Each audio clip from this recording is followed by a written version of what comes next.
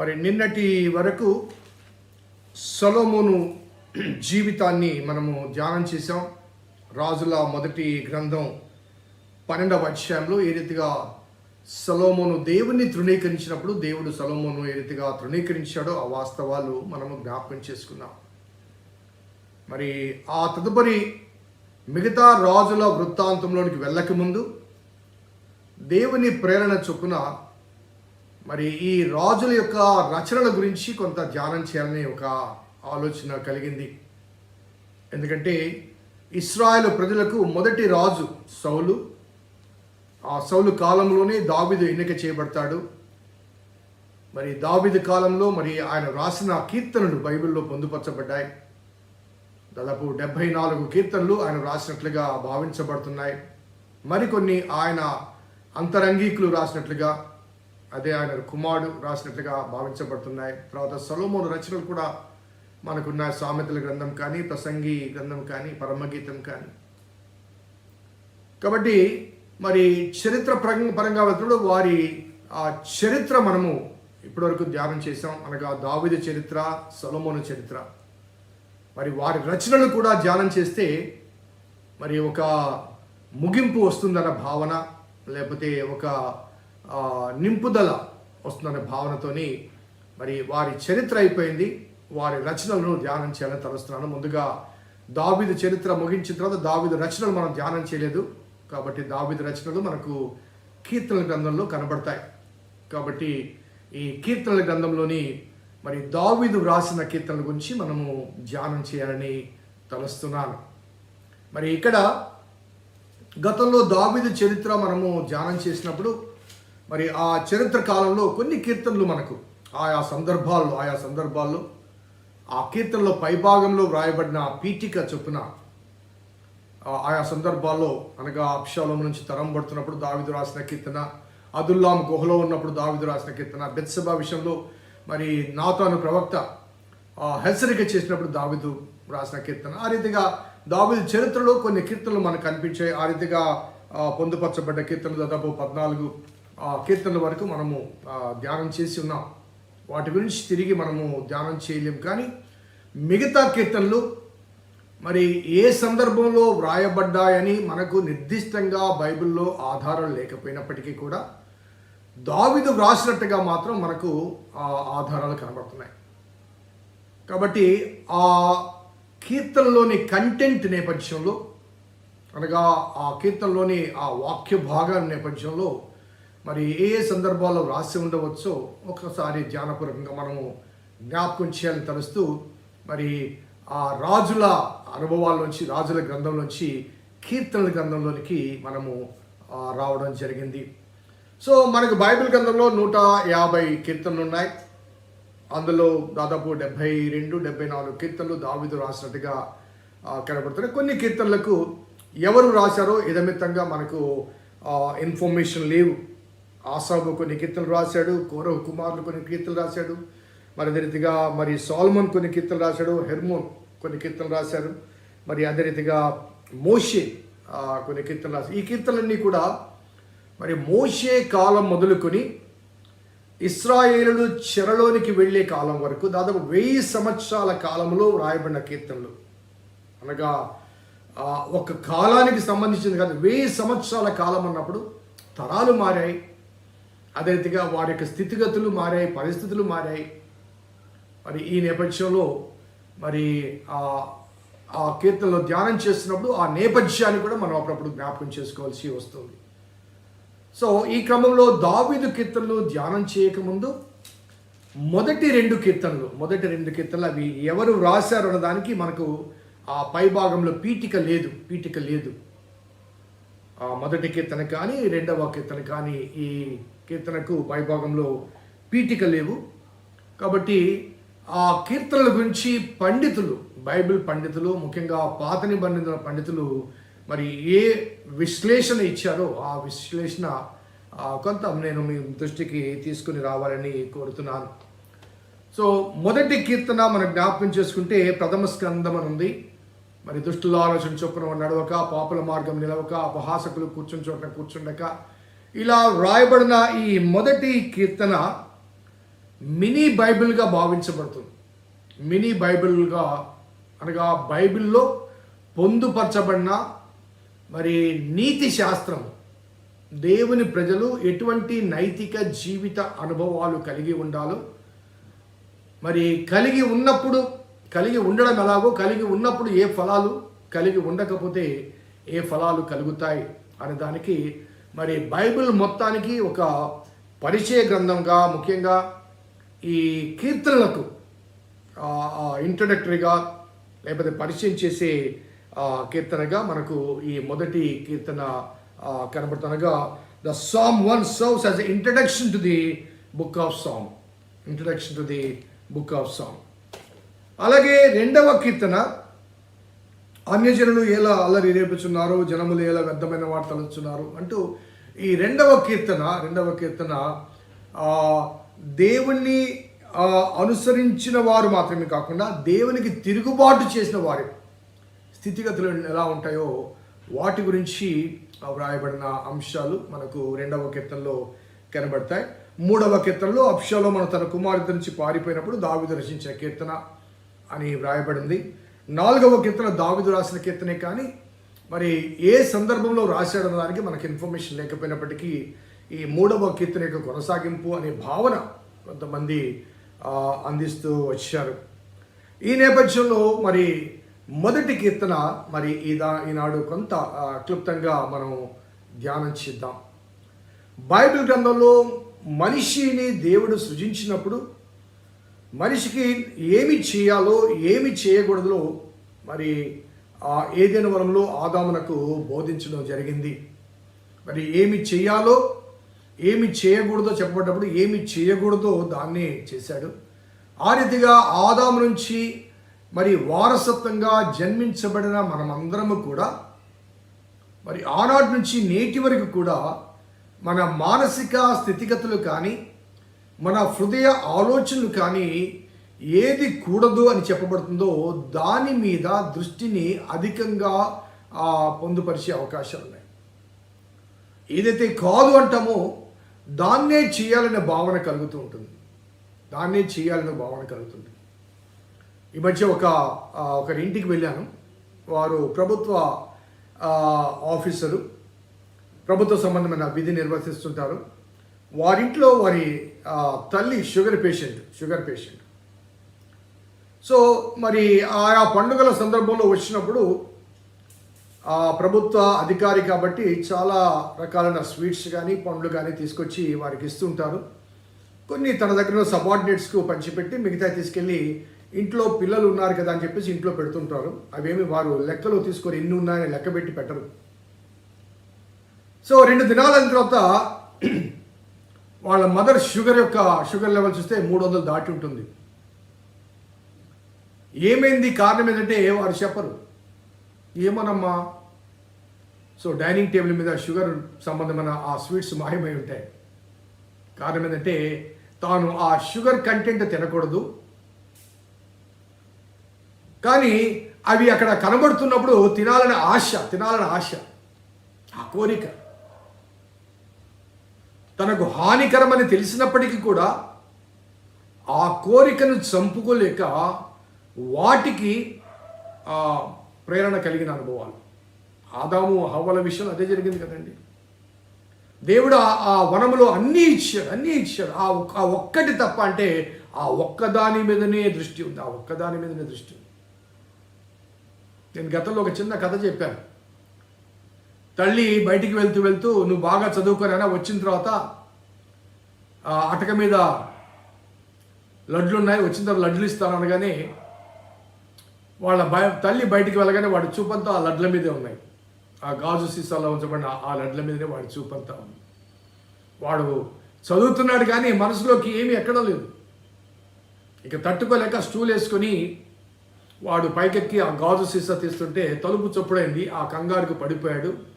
ఆ సీసా పగిలిపోయింది, లడ్లన్నీ చెల్లాచెదరైపోయినాయి. ఈ లోపల తండ్రి లోపలికి వచ్చారు. చూస్తే ఆ చిత్రం చూడండి. ఆ తర్వాత ఏమి జరిగిందో మనం ఊహించుకోవచ్చు. So that's what happening in our life. ఇది కేవలం ఒక స్వీట్స్ గురించి మాత్రమే నేను చెప్పడం లేదండి. మన వ్యక్తిగత జీవితంలో నేటికి కూడా మన జీవితాల్లో ఏదైతే హానికరమో, ఏదైతే కూడదని చెప్పబడిందో దాన్ని చేయటానికి ఎక్కువ కూడా ప్రయాసపడుతుంటాం, ప్రాకులాడుతుంటాం. కాబట్టి మొదటి కీర్తన దుష్టుల ఆలోచన చొప్పున నడవక, పాపుల మార్గమున నిలవక, అపహాసకులు కూర్చుండు చోటున కూర్చుండక, యెహోవా ధర్మశాస్త్రమందు ఆనందించుచు దివారాత్రము దాన్ని ధ్యానించువాడు ధన్యుడు అంటూ ఈ కీర్తన ప్రారంభించడానికి ప్రధానమైన కారణం ఏవి చేయాలో ఏవి చేయకూడదో చాలా నిర్దిష్టంగా మిగతా కీర్తనలో పొందుపరచబడ్డాయి. అలాగే దావీదు జీవితంలో కానీ, ఆ దావీదు రాసిన కీర్తనలు మనం ఎక్కువగా కాన్సన్ట్రేట్ చేస్తున్నాం కాబట్టి దావీదు జీవితంలో కానీ ఏది చేయకూడదో అది చేయడం ద్వారా కలిగిన ఆ చేదును స్వయంగా అనుభవించాడు ఇన్ హిజ్ ఓన్ ఎక్స్పీరియన్స్. కాబట్టి ఈ కీర్తన ద్వారా, ఇది పరిచయ కీర్తన ద్వారా, మరి ఈ కీర్తనలన్నీ కూడా దేవుడు సగటు మనిషి నుంచి, అనగా తాను సృజించిన మనిషి నుంచి ఏమి కోరుతున్నాడో ఆ కోరిక, అనగా దేవుని కోరిక వెల్లడి చేయబడుతుంది. తాను స్వయంగా మట్టిని తీసుకొని మనిషిగా చేసి, మరి జీవవాయువును ఊది జీవించు ప్రాణిగా చేయబడిన ఆ మనిషి, దేవుని చేత అధికంగా ప్రేమించబడిన మనిషి, ఆ మనిషి నుంచి దేవుడు ఏమి కోరుతున్నాడు, ఆ వాస్తవాలు మొదటి కీర్తన ఉపోద్ఘాతముగా మిగతా కీర్తనలో మనకు పొందుపరచబడ్డాయి. ఒక గ్రంథాన్ని రాస్తున్నప్పుడు ఉపోద్ఘాతంలో ఆ గ్రంథంలో ఉన్న ఆ విషయాలన్నీ కూడా ఆ ఉపోద్ఘాతంలో పొందుపరచబడతాయి. బ్రీఫింగ్ అంటారు, సినాప్సిస్ అంటారు. సో కాబట్టి ఈ మొదటి కీర్తనలో దేవుడు మనిషి నుంచి ఏమి కోరుతున్నాడో, దేవుడు ప్రేమించిన వ్యక్తి ఏమి చేయాలో, ఏమి చేయకూడదో, ఏమి చేస్తే ఏమి లభిస్తుందో, చేయకపోతే ఏమి లభిస్తుందో, వారి యొక్క గమ్యం, వారి యొక్క గమనం, వారి డెస్టినేషన్ కూడా చాలా చాలా స్పష్టంగా ఈ మొదటి కీర్తనలో రాయబడ్డాయి.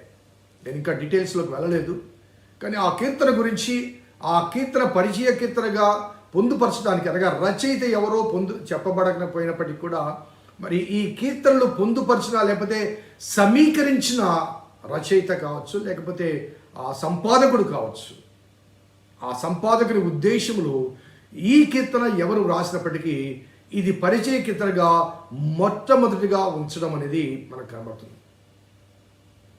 మరి మనము కూడా మన బిడ్డల విషయాల్లో ఆ సండే స్కూల్లో కానీ, లేకపోతే ఇంట్లో ఆ తల్లిదండ్రులు ప్రార్థనా కూడికల్లో కానీ ఈ మొదటి కీర్తన తప్పనిసరిగా నేర్పిస్తాం.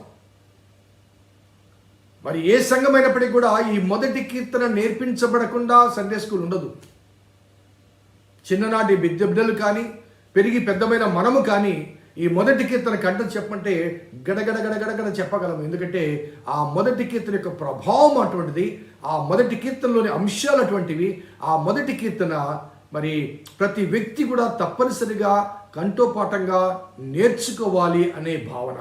ఎందుకు నేర్చుకోవాలంటే తాను జీవించే కాలంలో దేవునికి ప్రేమగా జీవించాలంటే ఏమి చేయాలో ఏమి చేయకూడదో ఇక్కడ పొందుపరచబడింది. కాబట్టి కేవలము కంఠస్థము చేయడం కొరకే మనకి కీర్తన లేదు, కానీ మన జీవితాన్ని ఎప్పటికప్పుడు క్రమపరచుకోవడానికి ఒక కొలబద్దగా ఒక స్కేల్గా మరి ఈ కీర్తన మనకు అందించబడ్డాది. కాబట్టి ఈ కీర్తన ధ్యానం చేస్తున్నప్పుడు, ఆ తర్వాత కీర్తనలు ధ్యానం చేస్తున్నప్పుడు మరి దేవుని నియమావళి అనే భావన, ఆ భావనతో భక్తి శ్రద్ధలు చదివినప్పుడు మన క్రైస్తవ విశ్వాస జీవితాన్ని సరిపోల్చుకోవటానికి, సవరించుకోవటానికి, సరిచేసుకోవటానికి ఈ కీర్తన, ఆ తర్వాత కీర్తనలు ఎంతగానో ఉపయోగపడతాయి. రండి, రేపటి నుంచి మరి ఒక్కొక్క కీర్తనను ఒక ధ్యానపూర్వకంగా వరుస క్రమంలో మరి స్వయంగా అప్లై చేసుకుంటూ మనకు మనం అన్వయించుకుంటూ ఈ కీర్తనలు ధ్యానం చేద్దాం. దేవుడు ఈ కీర్తనలోని భావాల ద్వారా, భాష ద్వారా మనతో మాట్లాడి అవసరమైన మరి సరిదిద్దును నీలో నాలో జరిగించాలని కోరుకుంటూ భాగం 1 కీర్తన 1 వచనం.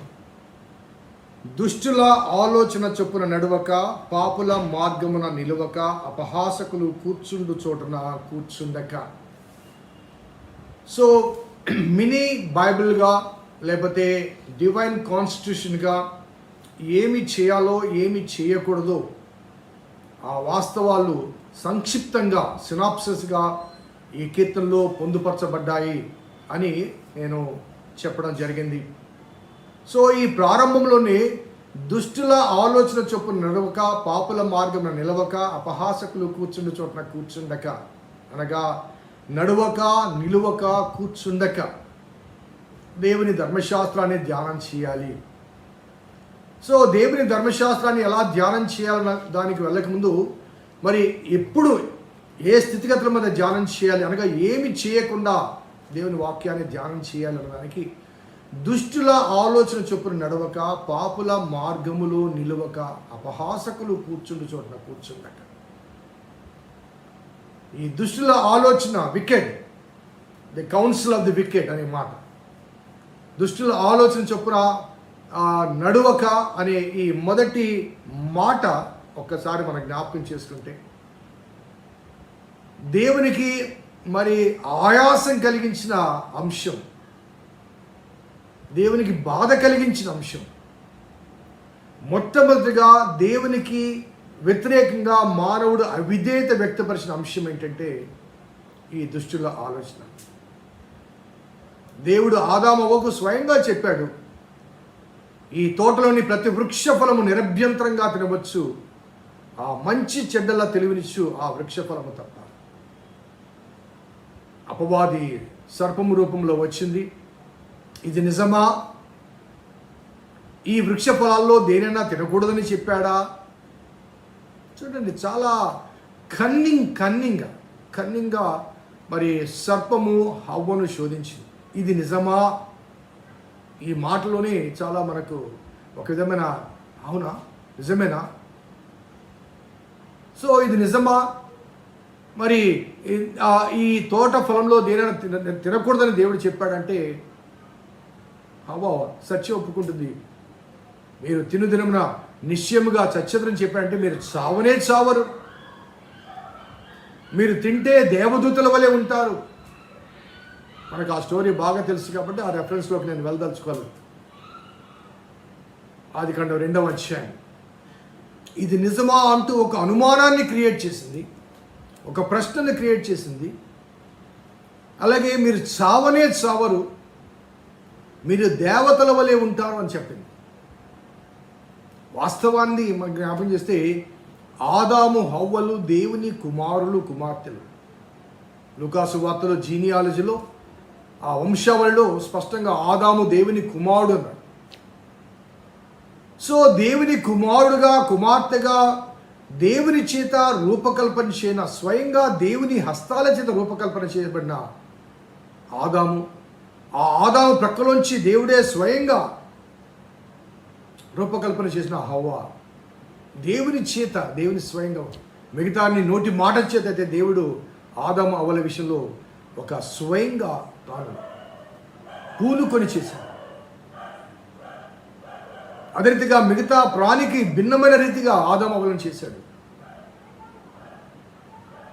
సో కేవలం ఒకే ఒక సూచన, ఆహారానికి కావాల్సినన్ని తినమన్నాడు.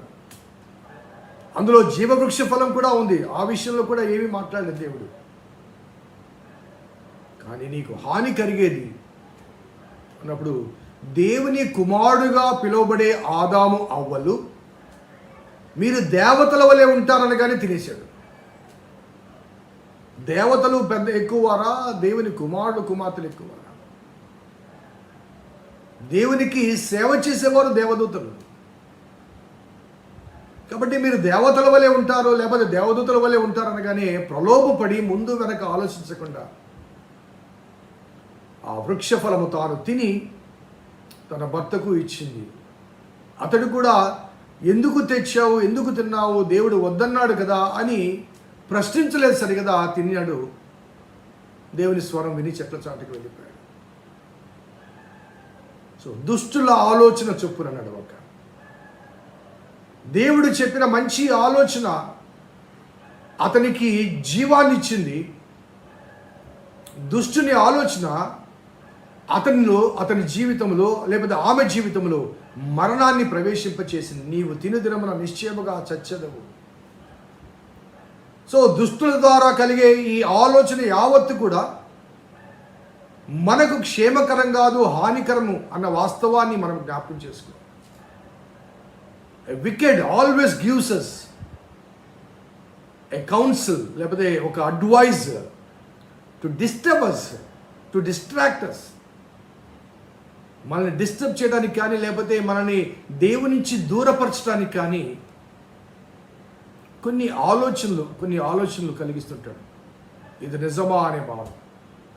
ఈ ఒక్కసారిలే, ఎవరు చూడడం లేదులే, ఇది చేయడం వల్ల నీకు లాభం కలుగుతుందని, ఇలా అనేకమైన ప్రలోభాలు కలిగిస్తూ ఉంటాడు దుష్టుల ఆలోచనలు. సో దానికి అనుగుణంగా ప్రయత్నం చేసి లేకపోతే ప్రలోభపడి చాలా ఇబ్బందులు పడ్డవారు చాలామంది ఉన్నారు. నాకు తెలిసిన ఒక గవర్నమెంట్ ఆఫీసర్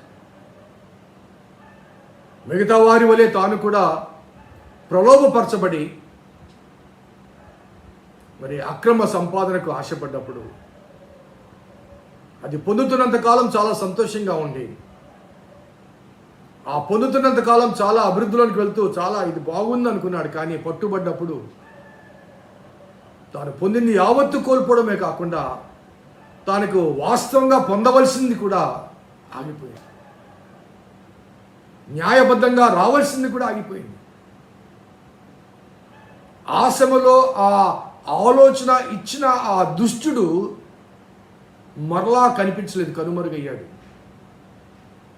ఆదమవ్వల జీవితంలో ఆ సర్పము ఆ ఆలోచన కలిగించింది.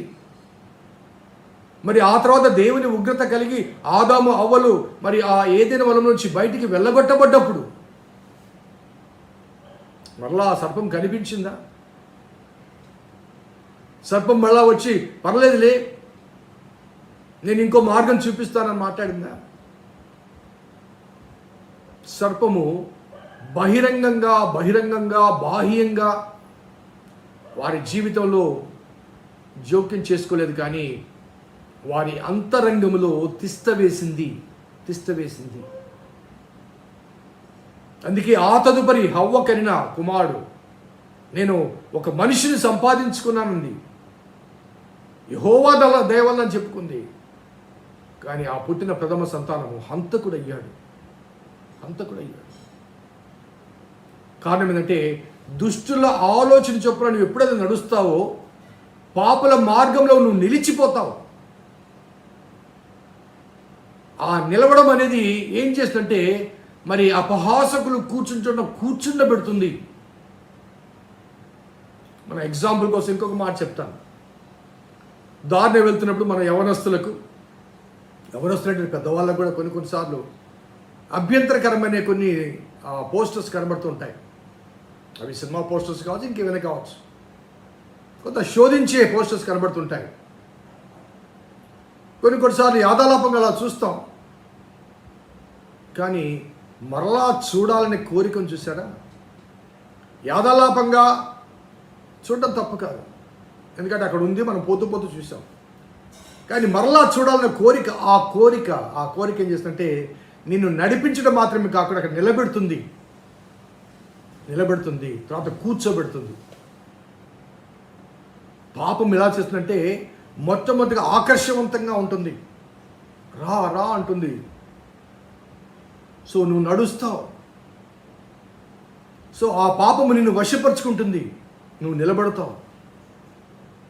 ఆ పాపము నిన్ను దిగజారుస్తుంది, నువ్వు అక్కడే కూర్చుండిపోతావు, అందులోంచి బయటికి రాలేవు. పాపం ఒక ఊపి లాంటిదండి.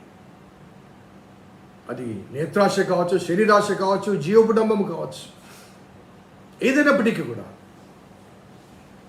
దైవిక నియమావళిలో ఈ కీర్తనల గ్రంథంలో మొదటి కీర్తనగా ఉపోద్ఘాతముగా చెప్పబడ్డ ఈ మొదటి కీర్తనలో మొదటి భావనే, మొదటి భాషే, మొదటి అంశమే దుష్టుల ఆలోచన చొప్పున నడవక, పాపుల మార్గంలో నిలవక, అపహాసకులు కూర్చుండక.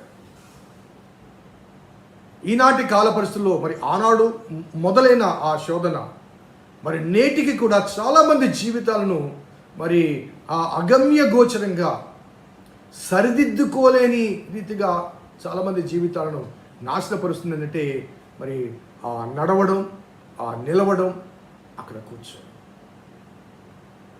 అది వ్యభిచారం కావచ్చు, త్రాగుడు కావచ్చు, లేకపోతే జూదం లాంటి కొన్ని వ్యసనాలు కావచ్చు. కొన్నిసార్లు ఆ మాటలు ఇక్కడి నుంచి అక్కడికి ట్రాన్స్ఫర్ చేసే అనుభవాలు. కొన్నిసార్లు వారు విన్నది సరైనదా కాదా అని కూడా ఆలోచించకుండా వాడి కడుపు ఉబ్బిపోతుండే, అనగా 10 మందికి చెప్పకపోతే ఉబ్బిపోతుంటారు. అలా ఒకరి గురించి ఒకరి బాధను చూసినప్పుడు అది వక్రీకరించి మాట్లాడే అంశాలు కూడా. వ్యసనాలు, కుళ్ళు, కుతంత్రాలు, ద్వేషాలు, కక్షలు, కలహాలు, ఇవన్నీ కూడా దుష్టుని ఆలోచన నుంచి పుట్టినవి. మరి దేవుని మార్గం ఏంటంటే ప్రేమ, జాలి, దయ, కనికరము, క్షమాపణ. వీటికి భిన్నమైనవన్నీ కూడా దుష్టుని నుంచి కలిగింది. అందుకే యోహాను పత్రికలో అంటాడు, లోకంలో ఉన్నది ప్రేమించవద్దు, లోకంలో ఉన్నదంతయు నేత్రాశ, శరీరాశ, జీవబడమము అవి తండ్రి వలన కలిగినవి కాదు. కాబట్టి నిన్ను నన్ను శోధించే ఆ అంశాలు మొట్టమొదటిగా ఆ మొదటి స్టెప్లోని ఆ మార్గంలో నడవకుండా ఉంటే అక్కడ నిలవకుండా ఉంటావు. ఆ నడవకుండా ఉంటే అక్కడ కూర్చుండకుండా ఉంటావు. కాబట్టి మొదటి అడుగులోని ఒకవేళ పొరపాటున ఆ మార్గంలో నడిచిన వెనక్కి వచ్చి తిరిగి ఆ మార్గంలో వెళ్లకుండా ఉంటే నువ్వు నిలిచే లేకపోతే కూర్చుండే పరిస్థితి నీ జీవితంలో, నా జీవితంలో రాదు. కాబట్టి దుష్టులు ఆలోచించకుండా నడవక అనే ఆ అంశాన్ని మరి దైవిక నియమావళిగా మన వ్యక్తిగత జీవితానికి అన్వయించుకుంటే మన కుటుంబాలు కానీ, సమాజంలో మన పనిచేసే పరిసరాల్లో కానీ మన జీవితాన్ని సరిచేస్తాయి, సవరిస్తాయి, దేవునికి అంగీకారంగా అమలుస్తాయి. సో దుష్టుల ఆలోచించకు నడవక, పాపుల మార్గం నిలవక, అపహాసకులు కూర్చుండు చోట్న కూర్చుండక. కొన్నిసార్లు ఆ అపహాసకుల మాటలు దురద చెవులు అంటారు చూసారా, గేలి చేస్తుంటారు, ఎగతాళి చేస్తుంటారు. 2-3 కలిసి మాట్లాడుతుంటారు ఒక 4వ వ్యక్తి గురించి లేకపోతే 3వ వ్యక్తి గురించి. అనుకోకుండా ఆ వ్యక్తి వచ్చాడు అనుకోండి, ఇమీడియట్గా మాటలు ఆపేసి ఏంటి మాట్లాడుతున్నంటే ఏం లేదండి అది ఇదని మాట్లాడేసి ఆ ముగ్గురులో మరొకరు పక్కకి వెళ్ళిపోగానే అతని గురించి మాట్లాడతారు. మనకు చాలాసార్లు మంచి వార్తల పట్ల ఆశ ఉండదండి, చెడు పట్లనే ఆసక్తి ఉంటుంది. ఈ మధ్య ఒక సంఘటన కూడా చెప్పాను. దారిలో పోతున్నప్పుడు ఒక రహదారి మీద అందరూ గుంపుగా ఉంటారు, 2 వాహనాలు ఢీకొన్నట్టుగా కనబడుతూ ఉంటుంది. ఏమైంది అంటే అంతమంది జనాలు అక్కడ కూడారు కాబట్టి అక్కడ ఏదో యాక్సిడెంట్ జరిగి ఉంటుంది అన్న భావన మనకు ఉంటుంది. సో మెల్లిమెల్లిగా ట్రాఫిక్ ఛేదించుకొని మన వాహనం నుంచి బయటకు వెళ్తున్నప్పుడు మరి ఆ వైపు చుట్టానికి కూడా కొద్దిగా భయపడతాం, ఎందుకంటే అక్కడ ఏదో జరిగి ఉంటుంది, రక్తపాతం అది ఇది అని భయపడతాం. ఈ లోపల ఆ డ్రైవర్ చూసి, అమ్మా ఏం జరగలేదమ్మా, అక్కడ ఏం లేదు, 2 వాహనాలు కొద్దిగా అట్లా రాసుకునే అంతే, ఏం జరగలేదా ఒక రకమైన డిసప్పాయింట్మెంట్ హృదయంలో ఉంటుంది. అనగా అక్కడ గుమ్మి కూడా అంటే ఏదో జరిగి ఉండాలి.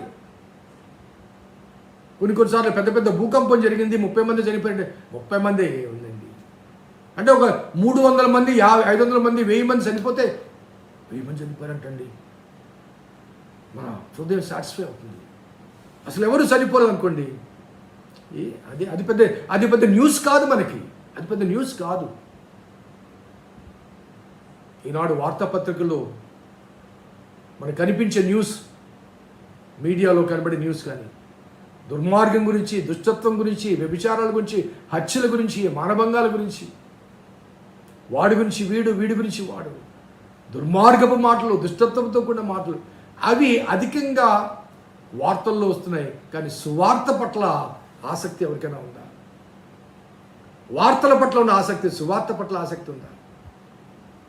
క్రైస్తవ సమాజంలో కూడా క్రీస్తు బిడ్డలుగా చెప్పబడే మరి క్రైస్తవులు కానీ లేకపోతే దేవుని సేవకులు కానీ రాజకీయాల గురించి, వారి గురించి, వీరి గురించి ఎక్కువగా మాట్లాడతాం, కానీ దేవుని గురించి మాట్లాడడానికి ఆసక్తి చూపిస్తున్నామా? ఒకసారి హృదయ పరిశీలన చేసుకోవాలి. దుష్టుల ఆలోచన చొప్పున నడవక, పాపుల మార్గం నిలవక, అపహాసకులు కూర్చుండి చోట్ల అనగా వాటి ద్వారా కలిగే ముగింపు మన నాశనమే. ఆ తర్వాత వాక్య భాగం నేను చూపిస్తాను. But fundamentally to begin the Psalms, the book of Psalms, the first Psalm speaks about what not to do, ఏమి చేయకూడదు, ఏమి చేయాలో తర్వాత రేపు మరునాడు ధ్యానించేద్దాం. ఏమి చేయకూడదు ఒక్కసారి వ్యక్తిగతంగా మన జీవితానికి అన్వయించుకుని ఆలోచిద్దాం. Where is my path? ఎటు నేను నడుస్తున్నాను? ఎక్కడ నేను ఉంటున్నాను? ఎక్కడ నేను కూర్చుంటున్నాను? నా జీవితాన్ని సరిపోల్చుకోవాలి, సవరించుకోవాలి, సరిదిద్దుకోవాలి. కీర్తనల గ్రంథము 1వ కీర్తన 2వ వచనం. యెహోవా ధర్మశాస్త్రమందు ఆనందించుచు దివారాత్రము దానిని ధ్యానించువాడు ధన్యుడు. శనివారం నాడు 1వ వచనాన్ని, దుష్టుల ఆలోచన చొప్పున నడవక, పాపుల మార్గంలో నిలవక, అపహాసకులు కూర్చుండు చోట కూర్చుండక, ఈ మాటలు మనము జ్ఞాపకం చేసుకున్నాం. అలాగే ఈ 1వ కీర్తన దేవుడు అనుగ్రహించిన ఒక ఆధ్యాత్మిక నియమావళిని, మరి కీర్తన గ్రంథానికి ఒక మినీ ఇంట్రడక్టరీ సినాప్సిస్ అని, బైబిల్ యావత్తుకు ఇది ఒక మినీ బైబిల్ లాంటిదని చెప్పడం జరిగింది. ఎందుకంటే ఈ చిన్ని కీర్తనలు అనగా 6 వచనాలు కలిగిన కీర్తనలు దేవుడు మన నుంచి ఏమి కోరుతున్నాడో, ఏమి కూడదని చెబుతున్నాడో ఆ వాస్తవాలు సంక్షిప్తంగా అందించబడ్డాయి. కాబట్టి ఈ కీర్తన మరి కొన్ని అంశాలు ధ్యానం చేస్తుండగా గత దినం అనగా శనివారం నాడు దుష్టుల ఆలోచన చొప్పున నడిచిన ప్రథమ దంపతుల జీవితం, ఆ సర్పము ద్వారా, ఆ సర్పము మాటలు విని ఎటువంటి పాపపు స్థితిని మానవ జాతి మీదకి తీసుకుని వచ్చారో ఆ వాస్తవాన్ని జ్ఞాపకం చేసుకుంటూ, మరి 2వ వచనం ఈనాడు, యెహోవా ధర్మశాస్త్రమందు ఆనందించుచు దివారాత్రము దానిని ధ్యానించువాడు ధన్యుడు అనే మాటను, అనగా దేవుని వాక్యాన్ని ధ్యానం చేయాలంటే మొదటిగా విడిచిపెట్టవలసినవి దుష్టుల ఆలోచన చొప్పున నడవక, పాపుల మార్గంలో నిలవక, అపహాసకులు కూర్చుండు చోటన కూర్చుండక, ఆ తదుపరి యెహోవా ధర్మశాస్త్రమందు ఆనందించాలి. ఆ 3 విడిచిపెట్టి ఆ తర్వాత దేవుని ఆలోచించాలి, దేవుని ధర్మశాస్త్రమందు ఆనందించాలి. దేవుని ధర్మశాస్త్రం అన్నప్పుడు మరి పరిశుద్ధ గ్రంథంలో మోషే ద్వారా సీనాయి పర్వతము దగ్గర దేవుడు ధర్మశాస్త్రం అందించక ముందు అప్పటి ప్రజలు ధర్మశాస్త్ర సంబంధమైన విధి విధానాల మధ్య లేరు. కానీ ఎప్పుడైతే ఐగుప్తులోంచి వారు బయటకు వచ్చారో వారిని ఒక దేశముగా దేవుడు వారిని ప్రత్యేకపరిచి నా ప్రజ అంటూ వారికి కనాను దేశాన్ని అందించుటకు మరి ఒక దేశముగా వారిని నిర్మించబోయే ఆ సందర్భంలో వారికి ఒక కాన్స్టిట్యూషన్ అవసరం. కాబట్టి దేవుడు ఆ దేశంలో ప్రవేశించకముందే సీనాయి పర్వతం దగ్గర ధర్మశాస్త్రాన్ని మోషే ద్వారా అందించారు. సో ఆ ధర్మశాస్త్రము ఆ ప్రజలు దేవుని ప్రజలుగా భావించబడి దేవుని ప్రజలుగా కొనసాగాలి, దేవుని ప్రేమను పొందాలి, దేవుని ఆశీర్వాదాలు పొందాలంటే దేవుని నియమావళికి బద్ధులై ఉండాలి. కాబట్టి వారు దేవుని ప్రజలని దేవుడు అనుగ్రహించే స్వాస్థ్యంలో జీవించబోతున్నారు. కాబట్టి వారి కొరకు ఆ కాన్స్టిట్యూషన్ అందించబడింది. మనము భారత ప్రజలుగా గతంలో బ్రిటిష్ వారి యొక్క అణచివేత కింద ఉన్నాం. ఆ తర్వాత స్వతంత్ర భారతదేశాన్ని మనం పొందిన తర్వాత మనకంటూ ఒక కాన్స్టిట్యూషన్ పొందాం. అదే రీతిగా వారు కూడా ఐగుప్తు దాస్యంలో ఉన్నప్పుడు వారు ఐగుప్తు యొక్క రాజ పరిపాలన కింద ఉన్నారు, ఆ దాస్యంలో ఉన్నారు. వారికంటూ ఒక నియమావళి, మరి కాన్స్టిట్యూషన్ లేదు. ఆ దాస్యం నుంచి విడిపించబడ్డారు కాబట్టి దేవుడు వారికి ఒక కాన్స్టిట్యూషన్ ఇచ్చారు. సో ఆ కాన్స్టిట్యూషన్ ప్రకారము ఆ ధర్మశాస్త్రమందు ఆనందించాలి అంటే, ఆ ఆనందం కలగాలి అంటే ఆ పై 3 అంశాల నుంచి మనము వేరు కావాలి. ఎందుకంటే ధర్మశాస్త్రము ఏం చెప్తుందంటే, తప్పు చేస్తే శిక్ష ధర్మశాస్త్రము నిర్వచిస్తుంది. ఏ తప్పుకు ఏ శిక్ష. మన న్యాయశాస్త్రం ఏ రీతిగా అయితే దోషులను శిక్షించడానికి ఆ దోషాన్ని బట్టి ఏ రీతిగా శిక్ష విధిస్తుందో, అదే రీతిగా ధర్మశాస్త్రం కూడా దోషులకు శిక్ష.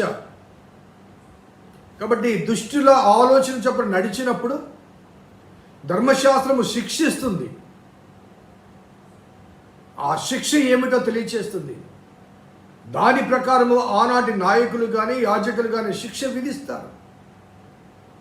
సో దుష్టుల ఆలోచన దాని యొక్క ముగింపు ఏంటంటే ధర్మశాస్త్ర సంబంధమైన మరి శిక్ష. అనగా ఆ కాలంలో, ఆనాటి కాలంలో ధర్మశాస్త్రము కింద ఇశ్రాయేలు జనాంగం ఉన్నారు కాబట్టి, మోషే తర్వాతి కాలంలో యేసుక్రీస్తు కాలం వరకు ధర్మశాస్త్రం కింద వారు ఉన్నారు కాబట్టి, ధర్మశాస్త్రము దుష్టుని ఆలోచన చొప్పున నడిచేవారికి, పాపుల మార్గంలో నిలిచేవారికి, అపహాసకులు కూర్చుండే వారికి ఆ ధర్మశాస్త్రము శిక్ష విధిస్తుంది, పనిష్మెంట్. కాబట్టి ఆ ధర్మశాస్త్రమందు ఆనందించే అవకాశాలు వారికి లేవు. ఆ ధర్మశాస్త్రము ఎప్పుడు ఆనందం కలిగింపజేస్తుందంటే, దుష్టుల ఆలోచన చొప్పున నడవక, పాపుల మార్గంలో నిలవక, అపహాసకులు కూర్చుండు చోట కూర్చుండక, అప్పుడు ధర్మశాస్త్రాన్ని ధ్యానం చేస్తే ఆ ధర్మశాస్త్రం ఏం చేస్తుందంటే ఆనందాన్ని కలిగింపచేస్తుంది. ఎందుకంటే ఆ ధర్మశాస్త్రము కేవలము దుష్టులకు శిక్ష మాత్రమే కాకుండా మంచివారికి క్రమశిక్షణ ఇస్తుంది. అనగా పాపులకు ధర్మశాస్త్రము శిక్ష విధిస్తుంది, మంచివారికి ధర్మశాస్త్రము క్రమశిక్షణలో కొనసాగుటకు అవకాశం ఇస్తుంది. దుష్టులకు పనిష్మెంట్, మంచివారికి అది డిసిప్లిన్, క్రమమైన జీవితాన్ని ఇస్తుంది. కాబట్టి ధర్మశాస్త్రంతో ఆనందించాలంటే మొదట ఆ 3 దుష్టుల ఆలోచన చొప్పున నడవక, పాపుల మార్గం నిలవక, అపహాసకులు కూర్చుండు చోట కూర్చుండక, యెహోవా ధర్మశాస్త్రమందు ఆనందించాలి. సో ఆ ఆనందము ఎప్పుడు కలుగుతుంది? మరి ఈనాడు మనము ధర్మశాస్త్రం కింద లేము కదా, క్రొత్త నిబంధన ప్రజలము కదా. మరి ఈనాడు ధర్మశాస్త్రం లేదు కాబట్టి మరి ఏ రీతిగా ఆ శిక్ష నుంచి తప్పించబడతాం? పాపము చేస్తున్నాం, దుష్టుల ఆలోచించప్పుడు నడిచిన, పాపుల మార్గం నిలిచిన, అపహాసకులు కూర్చున్న అనుభవాల మధ్య కొనసాగుతున్న నేటి తరానికి, అనగా క్రీస్తు తర్వాత ప్రజానీకానికి ధర్మశాస్త్రం కింద వారు లేరు కాబట్టి వారు ఏ రీతిగా శిక్ష నుంచి తప్పించబడతారు? ఏ రీతిగా మరి ధర్మశాస్త్రం లేనప్పుడు మరి క్రమశిక్షణకు నియమావళి ఏమిటి? ఈనాటి ప్రజగా ఆనాటి వాక్య భాగాన్ని మన జీవితానికి అన్వయించుకోవటానికి ప్రయత్నం చేస్తే పౌలు భక్తుడు కొన్ని మనకు ఆధారాలు, అవకాశాలు మనకు చూపిస్తాడు. ఒకసారి చూద్దాం. రోమీలకు రాసిన పత్రిక 3వ అధ్యాయం, మనకందరికీ తెలిసిన వాక్య భాగాలే, మనం ఒకసారి మీకు జ్ఞాపకం చేస్తాను. 3వ అధ్యాయంలో 23వ వచనం చూడండి. ఏ భేదము లేదు, అందరూ పాపము చేసి దేవుడు అనుగ్రహించు మహిమను పొందలేకపోతున్నారు. సో దుష్టుల ఆలోచన చొప్పు నడవక, పాపుల మార్గం నిలవక, అపహాసకులు కూర్చుండు చోట కూర్చుండక, మరి దేవుని ధర్మశాస్త్రమందు ఆనందించాలి అన్న భావన నేపథ్యంలో మరి అందరూ పాపులైనప్పుడు, ధర్మశాస్త్ర సంబంధమైన శిక్షకు వారసులైనప్పుడు, మరి ఆ శిక్ష నుంచి ఎలా తప్పించబడాలంటే ఏ భేదము లేదు. అందరూ పాపము చేసి దేవుడు అనుగ్రహించు మహిమను పొందలేకపోతున్నారు అంటూ మరి అక్కడ ఒక సొల్యూషన్ ఇస్తున్నాడు. అదేంటంటే, కాబట్టి నమ్మువారు ఆయన కృపచేతనే యేసుక్రీస్తునందలి విమోచనము ద్వారా ఉచితముగా నీతిమంతులని తీర్చబడుతున్నారు. సో ధర్మశాస్త్రము శిక్ష చూపిస్తుంటే, యేసుక్రీస్తు ద్వారా మనకు ఆయన కృపను బట్టి ఉచితముగా నీతిమంతులుగా భావించబడే, తీర్పు తీర్చబడే అవకాశాలు కలుగుతున్నాయి. ఇదే విషయాన్ని రోమీయులకు రాసిన పత్రికలోని 6వ అధ్యాయం చూడండి, 6:23. ఏలనగా పాపం వల్ల వచ్చు జీతము మరణము అయితే దేవుని కృపావరము మన ప్రభు అయిన యేసుక్రీస్తునందు నిత్య జీవము. మన ప్రభు అయిన యేసుక్రీస్తునందు నిత్య జీవము. సో పాపం వల్ల వచ్చు జీతం మరణం కాబట్టి మనము ధర్మశాస్త్రము కింద లేము. కాబట్టి ఈ కాలంలో ఎలా తప్పించబడాలంటే, యేసుక్రీస్తు ద్వారా ఉచితముగా ఆయన కృపను బట్టి మనకు దేవుడు నిత్య జీవాన్ని అనుగ్రహించాడు. ఇంకొక మాటలో చెప్పాలంటే, మనము పొందవలసిన శిక్షను, మనకు చెందవలసిన ఆ శిక్షను, పాపం వల్ల వచ్చు జీతము మరణాన్ని ఆయన స్వాగతించి ఆయనదైనటువంటి నిత్య జీవాన్ని మనకు అనుగ్రహించాడు. మన జీతాన్ని ఆయన తీసుకున్నాడు, తన జీవాన్ని మనకు అనుగ్రహించాడు. It was a great exchange. So నేడు మనము ధర్మశాస్త్ర సంబంధమైన శిక్షా విధిలో లేము, కానీ క్రీస్తు ద్వారా కలిగిన క్షమావిధిలో మనం ఉన్నాం. క్షమావిధిలో ఉన్నాం. ఎఫెసీ పత్రికలో కూడా పౌలు భక్తుడు ఈ మాట చెప్తూ 2వ అధ్యాయం చూడండి, మొదటి మాట, మీ అపరాధముల చేతను పాపముల చేతను మీరు చచ్చిన వారై ఉండగా ఆయన మిమ్మల్ని క్రీస్తుతో కూడా బ్రతికించెను అంటాడు. 5వ వచనంలో అయితే, ఆయనను దేవుడు కరుణా సంపన్నుడై ఉండి మనము మన అపరాధముల చేత చచ్చిన వారమై ఉండినప్పుడు సైతము మరణను చూపిన తన మహా ప్రేమ చేత మనలను క్రీస్తుతో కూడా బ్రతికించెను. మనం చచ్చిన వారమై ఉండగా ఆయన ప్రేమ చేత క్రీస్తుతో కూడా బ్రతికించడం. సో పాత నిబంధన ఆనాడు అనగా క్రీస్తు శిలువలో జరిగించిన కార్యక్రమము జరిగించబడలేదు కాబట్టి, ఆయన ప్రేమ వ్యక్తీకరణగా ఆయన మరణాన్ని పొందిన అనుభవము అప్పటికి జరగలేదు కాబట్టి, అప్పటికి ఇంకా వారు ధర్మశాస్త్రం కింద ఉన్నారు కాబట్టి, ధర్మశాస్త్రం నందు ఆనందించాలంటే పాపాన్ని విడిచిపెట్టాలి. సో క్రొత్త నిబంధన ప్రజలుగా ఉన్న మనము మరి ఆ పాపంలోంచి విడిపించబడలేము కాబట్టి, ఆ పాపపు శిక్షను తాను భరించి, ఆనాడు ధర్మశాస్త్రం ఈనాడు లేదు కాబట్టి, ఆ ధర్మశాస్త్రం అనగా దేవుడిచ్చిన నియమావళి, ఆజ్ఞ, ఆయన మాట, ఆయన వాక్కు కాబట్టి, వాక్యమైన దేవుని యందు విశ్వాసం ఉంచుతారు. అనగా నూతన ధర్మశాస్త్రం ఏదంటే దేవుడే స్వయంగా ఆది యందు వాక్యముండును, వాక్యము దేవుడైండును, వాక్యము దేవుని యొద్దను, ఆ వాక్యమే శరీరధారి కృపా సత్య సంపూర్ణుడుగా మన మధ్య వచ్చాడు. కాబట్టి నమ్మువారు ఆ కృప ద్వారానే రక్షణ పొందుతాం, ఆ కృప ద్వారానే నిత్య జీవాన్ని పొందుతాం. కాబట్టి delighting in the word of God, delighting in the law of God. ఆనాడు వారికి ధర్మశాస్త్రం ఇవ్వబడింది, ఈనాడు దేవుని వాక్ ఇవ్వబడింది మనకి. ఆ వాక్కు ద్వారా దేవుని వాక్యములో మనము ఆనందించబడాలి, ఆస్వాదించబడాలి, ఆధ్యాత్మిక పారవశ్యాన్ని పొందాలి. సో ఈ మొదటి కీర్తనలో ఆనాడు ఆ కీర్తన రాయబడ్డప్పుడు ధర్మశాస్త్రం ఉంది, ఈనాడు ఆ కీర్తన ధ్యానం చేస్తున్నప్పుడు క్రీస్తే మనకు ఆయన వాక్కు అయ్యుండి మనల్ని విమోచించాడు. ఆ కృప సత్య సంపూర్ణుడిగా మన మధ్య నివసించిన ఆయన వాక్యము మన జీవితాన్ని మరి నూతన ప్రపంచంలోకి నడిపించడానికి ఆయనే మార్గమై ఉన్నాడు. కాబట్టి ఆయన ధర్మశాస్త్రంలో ఆనందించాలనే భావనలో కొత్త నిబంధన ప్రజలుగా దేశయ్య నోటు వెంట వచ్చిన ప్రతి మాట ద్వారా మనం దీవించబడాలి. ఆ మాటలు అనగా దేవుని మాటల ద్వారా మనము నడిపించబడాలి. అదే మనకు జీవిత పరమావధిగా ఉండాలి. 2వ వచనం, మొదటి కీర్తన. యెహోవా ధర్మశాస్త్రమునందు ఆనందించుచు దివారాత్రము దాన్ని ధ్యానించువాడు ధన్యుడు, ధన్యుడు. నిన్న మరి దుష్టుల ఆలోచన చొప్పున నడవక అంటూ దేవుని వాక్యాన్ని ధ్యానం చేయడానికి ఆనాటి కాలంలో ధర్మశాస్త్రం ఉంది, మరి ఈనాటి కాలంలో దేవుని వాక్యం ఉంది. వాక్యమైన దేవుడు, శరీరధారైన దేవుడు, ఆయన మాటలే మన ఆధ్యాత్మిక జీవితానికి మరి చుక్కాని అని మనం జ్ఞాపకం చేసుకున్నాం. మరి ఆ వాక్యాన్ని ఎలా ధ్యానం చేయాలి, ఆ వాక్యం మనలో ఎలా పనిచేస్తుంది, మరి ఇదే వచనంలోంచి మరికొన్ని విషయాలు జ్ఞాపకం చేసుకుందాం. యెహోవా ధర్మశాస్త్రమందు ఆనందించుచు దివారాత్రము దాన్ని ధ్యానించువాడు ధన్యుడు.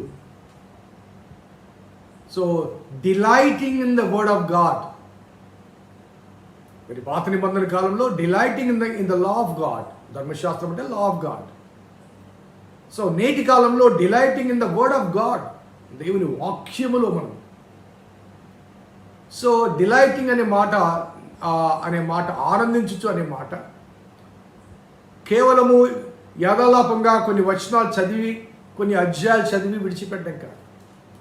కొన్నిసార్లు మనము ఒక మొక్కుబడి చేసుకుంటాం, లేకపోతే వాగ్దానాలు చేసుకుంటుంటాం. ఈ సంవత్సరంలో బైబిల్ పూర్తి చేయాలి, లేకపోతే రోజుకు 2 అధ్యాయాలు లేకపోతే 5 అధ్యాయాలు చదవాలి. అలా మొక్కుబడి చేసుకుని అది పూర్తి చేయటానికి ప్రయత్నం చేస్తూ ఆ వాక్య భాగాన్ని పూర్తి చేయాలి అన్న మీదనే అత్యధిక ధ్యాస ఉంటుంది. కానీ ఆ వాక్య భాగంలో ఏమి రాయబడింది, దాని భావం ఏంటి, ఆ భావాన్ని ప్రకారం నేను జీవిస్తున్నానా లేదా అంటూ ఆ వాక్య భాగాన్ని మనం పూర్తిగా ధ్యానం చేయం. అందుకే ఇక్కడ చదువుట అనే మాట వాడకుండా ధ్యానించుట అనే మాట వాడదు. ధ్యానించుట. సో రోజుకు నువ్వు 5 అధ్యాయాలు చదివావా, 10 అధ్యాయాలు చదివావా, లేకపోతే సంవత్సరానికి బైబిల్ కంప్లీట్ చేసావా లేదా, ఎన్నిసార్లు బైబిల్ కంప్లీట్ చేసావు అనేది పరిగణలో తీసుకోబడదు. కానీ చదివినది దాన్ని అర్థం చేసుకుని, అన్వయించుకొని, అనుసరించే రీతిగా నువ్వు ధ్యానం చేస్తున్నావా? మెడిటేటింగ్ అనే వర్డ్ యొక్క రూట్ వర్డ్స్ ఏంటంటే అది జీర్ణం కావాలి. నువ్వు చదివింది ఏదైనా జీర్ణం కావాలి, మనకి అర్థం కావాలి, మన జీవితాన్ని స్పందింప చేయాలి, మన హృదయాన్ని స్పందింప చేయాలి, మార్పుకు అనుకూలంగా మార్చాలి. సో అది ధ్యానించడం అంటే. నేను చాలాసార్లు చెప్తుంటాను, పశువును పగలంతా మేతకు తీసుకుని వెళ్ళినప్పుడు అది మేత వేసిన తర్వాత రాత్రి ఇంటికి వచ్చిన తర్వాత ఆ పంచలో కట్టివేయబడ్డప్పుడు అది రాత్రి పడుకొని నోరు నెమరు వేస్తూ ఉంటుంది. ఎందుకు నెమరు వేస్తుంటే పగలంతా అది తిన్న ఆ గడ్డి అంతా కూడా జీర్ణాశయంలో ఉంటుంది. అది నెమరు వేయడం ద్వారా ఏమంటే అది జీర్ణమై దానికి కావాల్సిన శక్తిని ఇస్తుంది. లేకపోతే తిన్న ఆహారం అలాగే ఉంటుంది. మనము కూడా కొన్నిసార్లు అధికంగా తింటాం, లేకపోతే పడకూడనే తింటాం. జీర్ణం కాకపోతే ఏమవుతుందండి, అంతా ఇక్కడంతా పట్టేసినట్టు ఉంటుంది. ఆ జీర్ణం కాని ఆహారము అనగా ఆ జీర్ణం కాని ఆహారాన్ని నీ శరీరము రిజెక్ట్ చేస్తుంది, నీ స్టమక్ రిజెక్ట్ చేస్తుంది. కాబట్టి ఆ రిజెక్ట్ చేసిన ఆహారము ఇంకెలాగో లోపలికి పోదు కాబట్టి బయటికి కక్కివేయాలి. వామిటింగ్ అయితే కానీ రిలీఫ్ రాదు.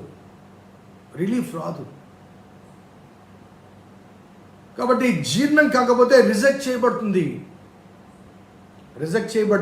అది బయటికి వస్తేనే. కాబట్టి నీవు ఆ భుజించిన ఆధ్యాత్మిక ఆహారం, నువ్వు చదివింది ఒక వచనం కావచ్చు, 10 వచనాలు కావచ్చు, 10 అధ్యాయాలు కావచ్చు, ఒక పుస్తకం అంతా కావచ్చు, అది నీకు జీర్ణం కాకపోతే, నువ్వు దాన్ని అర్థం చేసుకోకపోతే, నీ జీవితాన్ని స్పందించకపోతే ఆ భుజించిన ఆధ్యాత్మిక ఆహారము వృధా అవుతుంది, అది బయటకు వచ్చేస్తుంది. ఎందుకంటే your body is not in a position to accept it. అంగీకరించే స్థితిలో లేదు. ఎందుకంటే దేవుని వాక్యానికి భిన్నమైన జీవితం మనలో ఉంది కాబట్టి, భిన్నమైన జీవిత విధానాలు మనకున్నాయి కాబట్టి, ఆ వాక్యం ఇచ్చే ఆ సూచనలు అంగీకరించడానికి, అనుసరించడానికి మన మనస్సు అంగీకరించడం లేదు కాబట్టి, we reject the word of God, we cannot receive the word of God. ఆ రిసెప్షన్ కావాలి. అందుకే ధ్యానించడం అనే మాట వాడాను. సో యెహోవా ధర్మశాస్త్రమందు ఆనందించ అనగా ఆ ధ్యానించడం కూడా డిలైటింగ్ అనగా సంతోషముతో ధ్యానం చేయాలి. దేవుని వాక్యం చదువుతున్నప్పుడు దానికి ఒక నిబద్ధమైన ఒక సమయం పెట్టుకోవాలి. మనకు అనుకూలమైన సమయాన్ని పెట్టాలి. ఎటువంటి డిస్టర్బెన్స్ లేని సమయం పెట్టుకొని ఆ వాక్యాన్ని చదువుతూ అవసరమైతే దానికి సంబంధించిన కామెంటరీస్ కానీ, లేకపోతే మరి భక్తులు చెప్పే బోధలు కానీ విని అది అర్థం చేసుకోవడానికి ప్రయత్నం చేయాలి. అలా కాకుండా నువ్వు సంవత్సరానికి ఎన్నిసార్లు చదివావని, లేకపోతే నువ్వు 10 సార్లు 20 సార్లు 30 సార్లు బైబిల్ మొత్తం తిరిగేశానండి, యూజ్, ఉపయోగం లేదు. ఒక్క వచనం చాలు. నీ జీవితాన్ని మార్చిన ఆ వచనం, నీ జీవితాన్ని స్పందింపచేసిన వచనం, నీలో మార్పును కలిగించిన ఆ వచనం, ఒక్క వచనం చాలు. సో దేవుని వాక్యాన్ని ధ్యానం చేయడం అంటే that word should digest in you. ఇంకో మాట ఏంటంటే ఆ వాక్యం నీలో పని చేసి నీలో ఆ వాక్యానికి భిన్నమైన ఆ ప్రవర్తనను మార్చుకోవడానికి నీ హృదయాన్ని స్పందింప చేయాలి. Delighting in the word of God. అప్పుడు ఆ వాక్యం ఏం చేస్తుందంటే, మరి 119వ కీర్తన ఒకసారి చూద్దాం. 119వ కీర్తన 9వ వచనం నుంచి కొన్ని వచనాలు చూపిస్తాను. 119వ కీర్తన నుంచి. ఆ కీర్తనలో చాలా అనగా దేవుని వాక్యం గురించిన చాలా అంశాలు రాయబడ్డాయి. చాలా అంశాలు మీరు ఒకసారి చదవగలితే, మరి అధిక వచనాలు ఉన్నాయి కాబట్టి మరి కొన్నిసార్లు మనం నిర్లక్ష్యం చేస్తుంటాం. కానీ ఆ 119వ కీర్తన యావత్తు కూడా దేవుని వాక్యము ధ్యానము, దాని ద్వారా కలిగే మేళ్ళు, స్పందనలు, వాటి గురించి ఎక్కువ రాయబడ్డాయి. కొన్ని నేను మచ్చుకు చూపిస్తాను. 9వ వచనం చూడండి. యవనస్తులు దేని చేత తమ నడతను శుద్ధిపరచుకుందరు, నీ వాక్యను బట్టి దాన్ని జాగ్రత్తగా చూచుకున్నట చేతనే కదా. అనగా ఎక్కువగా శోధించబడినది యవనస్తులే కాబట్టి ఆ యవనస్తులు దేని చేత తమ నడతను శుద్ధిపరచుకుందరు, అనగా దుష్టుల మార్గంలో నడవక, పాపుల మార్గంలో నిలవక, అపహాసకులు కూర్చుండు చోట కూర్చుండక తమ నడతను ఎలా శుద్ధిపరచుకుంటారంటే, యెహోవా ధర్మశాస్త్రమునందు ఆనందించుచు దివారాత్రము ధ్యానించేవాడు. ఎలా ధ్యానించాలంటే, ఆ యవ్వనస్తులు దేని చేత తమ నడతను శుద్ధిపరచుకుందరు, నీ వాక్యమును బట్టి దాన్ని జాగ్రత్తగా చూచుకుంట చేతనే కాదు. కేవలం చదవడం వల్ల కాదండి, ఆ వాక్యాన్ని జాగ్రత్తగా చూసుకోవాలి. అప్పుడు తమ నడతను శుద్ధిపరుచుకుంటారు. తద్వారా దుష్టుల మార్గంలో వారు నడవకుండా ఉంటారు. అలాగే 11వ వచనం చూడండి. నన్ను నీ ఆజ్ఞలను విడిచి తిరగనీయకము, నీ ఎదుట నేను పాపము చేయకుండానట్లు నా హృదయములో నీ వాక్యమును ఉంచుకొని ఉన్నాను. పాపుల మార్గములో నిలవక, దుష్టుల ఆలోచించక నడవక, పాపుల మార్గంలో నిలవకుండా ఉండాలంటే ఏం చేయాలి? నీ వాక్యమును నా హృదయములో నిలుపుకొని ఉంటాను, నేను పాపము చేయకుండానట్లుగా. సో ఆ వాక్యం ఆనాడు ధర్మశాస్త్రం, ఈనాడు దేవుని వాక్యం, ఈనాటి ప్రజలకు దేవుని వాక్యం. ఆనాడు వాక్యం అంటే దేవుని ధర్మశాస్త్రం, ఈనాడు వాక్యం అంటే దేవుడు తన కుమారుని యేసయ్య ద్వారా, తన భక్తుల ద్వారా వినిపించబడిన కొత్త నిబంధన ఆధ్యాత్మిక క్రమశిక్షణ నియమావళి.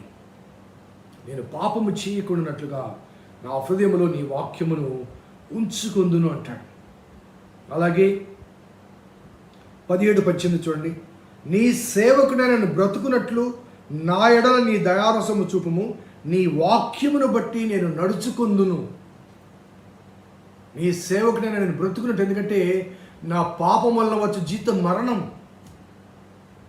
కాబట్టి నేను బ్రతకాలంటే ఏమవుతుంది? నీ వాక్యము నన్ను నడిపిస్తుంది. నీ వాక్యాన్ని బట్టి నడుస్తాను నేను. నీ వాక్యం నన్ను నడిపిస్తుంది, జీవితాన్ని ఇస్తుంది, జీవింపచేస్తుంది. ఆ వాక్యాన్ని బట్టి నేను నడుస్తాను. అలాగే మరొక వచనం కూడా చూద్దాం, 34వ వచనం కూడా చూద్దాం. నీ ధర్మశాస్త్రం అనుసరించుటకు నాకు బుద్ధి దయచేయము, అప్పుడు నా పూర్ణ హృదయముతో నేను దాని ప్రకారము నడుచుకొందును. నీ ఆజ్ఞల జాడలు చూచి నేను ఆనందించుచున్నాను. దాని యందు నన్ను నడువ చేయము. దాని యందు నన్ను నడువ చేయము. దుష్టుల ఆలోచన చొప్పున నడవకుండా నీ వాక్యము నాకు మార్గం చూపించాలి. ఆ మార్గములో నన్ను నడవ చేయమంటాడు. సో నేను మరలా ఈ 2 వచనాలు జ్ఞాపకం చేశాను. దుష్టుల ఆలోచన చొప్పున నడవక, పాపుల మార్గంలో నిలవక, అపహాసకులు కూర్చుని చోటున కూర్చుండక, యెహోవా ధర్మశాస్త్రములో ఆనందించుచు, delighting in the word of God, delighting in the law of God, ఆనందించుచు మరి దివారాత్రము దాన్ని ధ్యానించువాడు ధన్యుడు. ఏ సమయంలో అయినప్పటికీ కూడా, ఏ శోధన కలిగినా, ఏ కష్టం కలిగినా, ఏ బాధ కలిగినా, ఏ ఇబ్బంది కలిగినా, ఏ అవమానం కలిగినా, ఏ సంతోషము కలిగినా, దివారాత్రము ప్రతి సమయంలో, ప్రతి సందర్భంలో మనతో మాట్లాడేది దేవుని మాటలు, దేవుని వాక్యం. అందుకే ఆ వాక్యమే శరీరధారి అయి కృపా సత్య సంపూర్ణుడిగా మన మధ్య నివసించాడు. ఆ వాక్యం ఏం చేసిందంటే, ఇందాక రోమాపత్రికలో చెప్పాను చూడండి, ఏ భేదం లేదు, అందరూ పాపము చేసి దేవుడు అనుగ్రహించి మహిమను పొందలేకపోతున్నారంటే యేసుక్రీస్తు ద్వారా ఆయన కృపను బట్టి, ఆయన కృపా వరము బట్టి మనకు నిత్య జీవం లభిస్తుంది. పాపం వల్ల వచ్చే జీతం మరణము, కానీ ఆ మరణం నుంచి తప్పించేది దేవుని వాక్యం. మన పాపముల చేతను, మన అపరాధం చేతను చచ్చిన వారమై ఉండగా దేవుడు క్రీస్తు ద్వారా మనం బ్రతికించాడు. క్రీస్తు అనగా వాక్యం, దేవుని వాక్యం, వాక్కు అయిన దేవుడు, శరీరధారి అయిన దేవుడు, మనతో మాట్లాడుతున్న దేవుడు. ఆనాడు మాత్రమే కాదు, ఈనాడు కూడా అనునిత్యము మనం శోధించబడిన ప్రతిసారి కూడా మనం హెచ్చరిక చేస్తుంటాడు. దేవునికి ఆయాసకరంగా ప్రవర్తిస్తున్న ప్రతిసారి కూడా హెచ్చరిక చేస్తుంటాడు. దేవుని మార్గాన్ని విడిచి మరి దుష్టుల ఆలోచించప్పుడు నడిచే అనుభవాల మధ్య శోధించబడుతున్నప్పుడు దేవుడి వాక్యం మనకు అడ్డుగా నిలుస్తుంది. కానీ తోసుకొని వెళ్తుంటాం కొన్నిసార్లు. తద్వారా కలిగే కాన్సిక్వెన్సెస్ మనమే భరించాలి. ఆ తర్వాత ప్రభా ఏమైంది, ప్రభా ఇలా అయింది అని భావించి బాధపడి ప్రార్థించే అనుభవాలు కూడా కొందరు జీవితాలు ఉంటాయి. సో క్రొత్త నిబంధనలో దేవుని వాక్యం మనకి సుఖాన్ని. దుష్టుల ఆలోచన చొప్పున నడవక, పాపుల మార్గంలో నిలవక, అపహాసకులు కూర్చుండక యెహోవా ధర్మశాస్త్రమందు ఆనందించాలటండి. దేవుని వాక్యం చదవడం అనేది ఇబ్బంది కలగకూడదు, బాధ కలగకూడదు, ఆనందించాలి. అదే రీతిగా ధ్యానించాలి. ఆ వాక్యం మనతో మాట్లాడాలి, మన హృదయాన్ని స్పందింపచేయాలి. ఆ వాక్యం ద్వారా ఆ వాక్యం పరిశోధిస్తున్నప్పుడు మరి ఆయనకు భిన్నమైనవి, ఆయాస్కరంగా ఉన్న వాటిని అవి చూపించినప్పుడు సరిచేసుకోవాలి, సరిపోల్చుకోవాలి, సవరించుకోవాలి. అప్పుడు దేవుని రాజ్యం మనకు వారసత్వంగా కలుగు. ధన్యుడు అనే మాట వాడబడింది కదా, ధన్యుడు. దివారాత్రము ధ్యానించువాడు ధన్యుడు, బ్లెస్సెడ్. ఆశ్చర్యకరంగా యేసుక్రీస్తు వారు ఆ కొండ మీద చేసిన మొదటి ప్రసంగంలో కూడా ఈ ధన్యుడనే మాట్లాడారు. ఆత్మ విషయమై దీనిలైన వారు ధన్యులు, పరలోక రాజ్యం వారిది. ధన్యతలతో తన సందేశాన్ని ప్రారంభిస్తాడు. So God is here with us to give us the blessedness. అందుకే ఏది ధన్యులో, ఏది ధన్యత కలిగిస్తుందో, ఏది ఆనందాన్ని కలిగిస్తుందో, ఏది ఆశీర్వాదం కలిగిస్తుందో, ఆ ఆశీర్వాద వచనంతోనే ఆయన తన సందేశాన్ని ప్రారంభించాడు కొత్త నిబంధనలో. ఆ ఆశీర్వాద వచనంతోనే పాత నిబంధనలో మినీ బైబిల్గా భావించబడ్డ ఈ మొదటి కీర్తన అది మనకు సూచనగా అందించబడింది, ధన్యులు అనే మాట. అటువంటి ధన్యత మనము కలిగి ఉండాలని కోరుకుంటూ ఒకసారి హృదయాలకు పరిశీలన చేసుకుంటూ 3వ వచనం, అతడు నీటి కాలువల ఓరను నాటబడినదై ఆకు వాడక తన కాలమందు ఫలమిచ్చు చెట్టు వలె ఉండును, అతడు చేనుదంతయు సఫలమగును.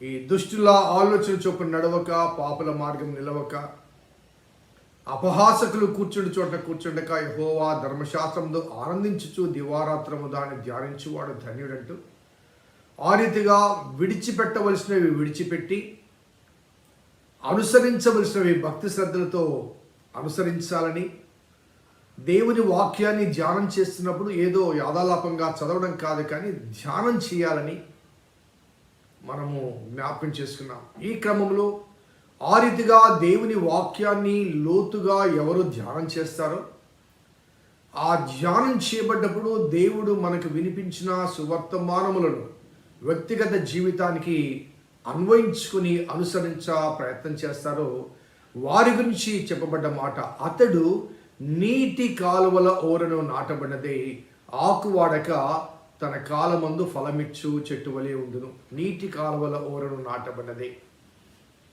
అనగా ఆ ఎడారిలో కానీ లేకపోతే నీటి లభ్యత లేని ప్రదేశాల్లో మాత్రమే కాదు, మరి దేవుని వాక్యాన్ని నిరంతరము ధ్యానం చేసేవాడు నీటి కాల్వల ఓరన అనగా కాల్వల ఒడ్డున నాటబడతాడు.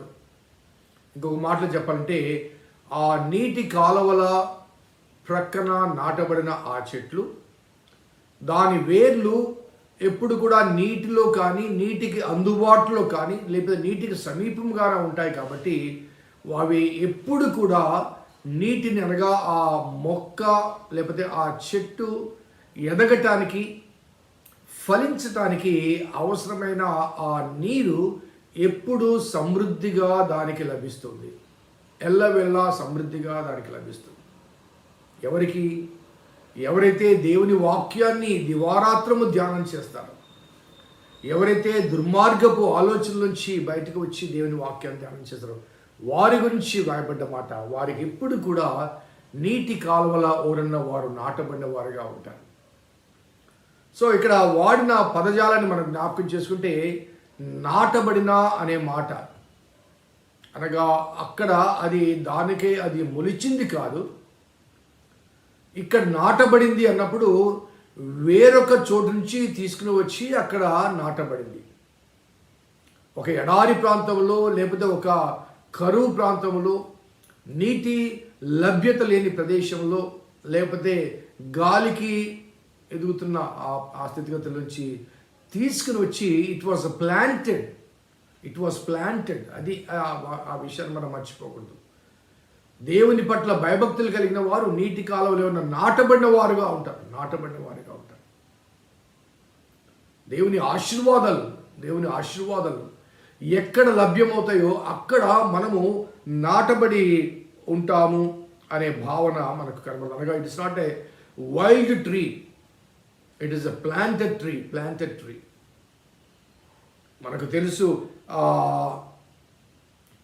దేవుని ద్రాక్షావనములో యేసుప్రభువు వారు స్వయంగా చెప్పినమాట, దేవుని ద్రాక్షావనములో అంజూరపు చెట్టు ఒకటి నాటబడి ఉండగా, మరి ఆ ద్రాక్షావనంలో అనగా దేవుని ద్రాక్షావనంలోనికి అంజూరపు చెట్టు తీసుకొచ్చి నాటాడు ఆయన.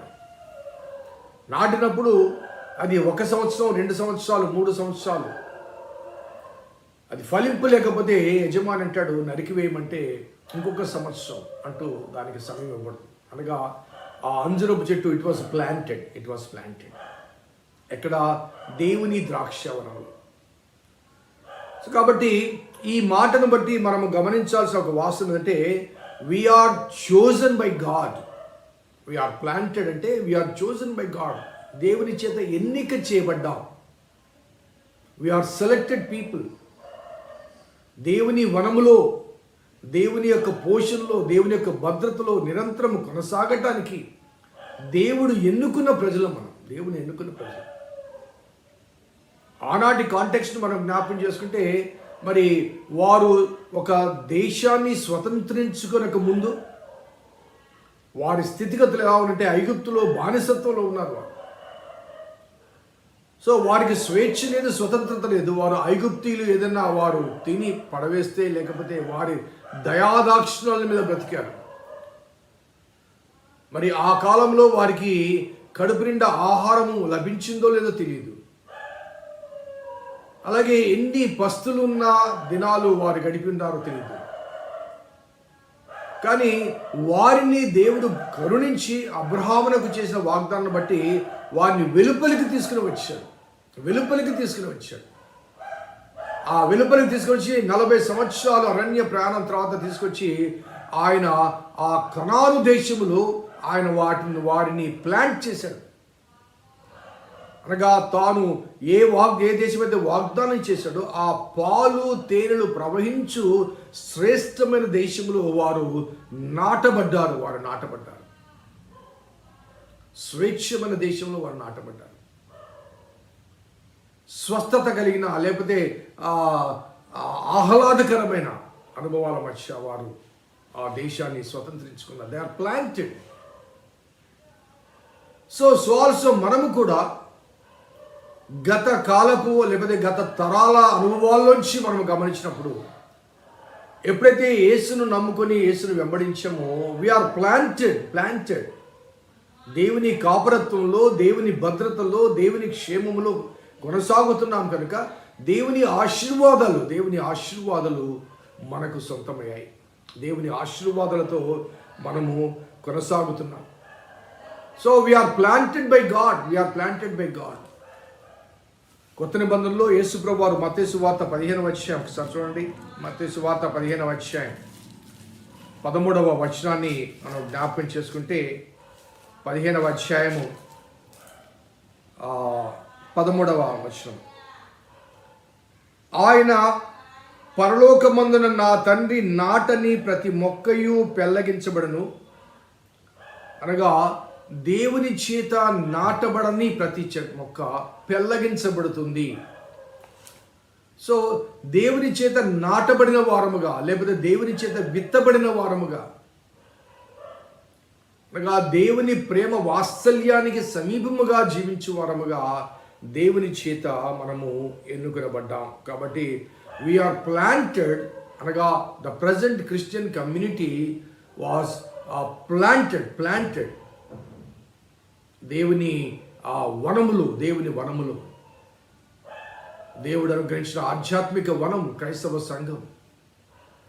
నిరంతరము దేవుని వాక్యం చేత మనం పోషించబడుతున్నాం. నిరంతరము దేవుని వాక్యం అనేక రీతులుగా మన సంఘాన్ని మనం ఆలోచించుకుంటే, మరి ఆదివారం నాడు మరి ఇంగ్లీష్ ఆరాధన, తెలుగు ఆరాధన, యువజన సమాజ కూడిక, మంగళవారం నాడు స్త్రీల కూడిక, బుధవారం నాడు బైబిల్ స్టడీ, గురువారం నాడు men's fellowship, at the same time cottage prayer, శుక్రవారం నాడు విజ్ఞాపన ప్రార్థనలు, శనివారం నాడు సంగీత సాధన, ప్రతిరోజు కూడా. అలాగే ప్రతిరోజు ప్రభుతో ప్రారంభమైన ఈ కార్యక్రమం ద్వారా ప్రతిరోజు వేకుని లేగిన 5 గంటలకు దేవుని వాక్యం, అనగా నిరంతర ఆధ్యాత్మిక పోషణ లభ్యమయ్యే స్థితిగతుల మధ్య దేవుడు మనల్ని ప్లాన్ చేశాడు.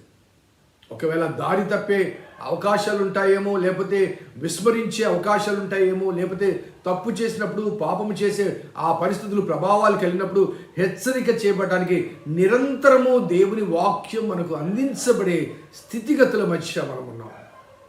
So many churches, so many సంఘాలు, చాలా సంఘాలు. ఆ సంఘం అనేది దేవుని వనము లాంటిది.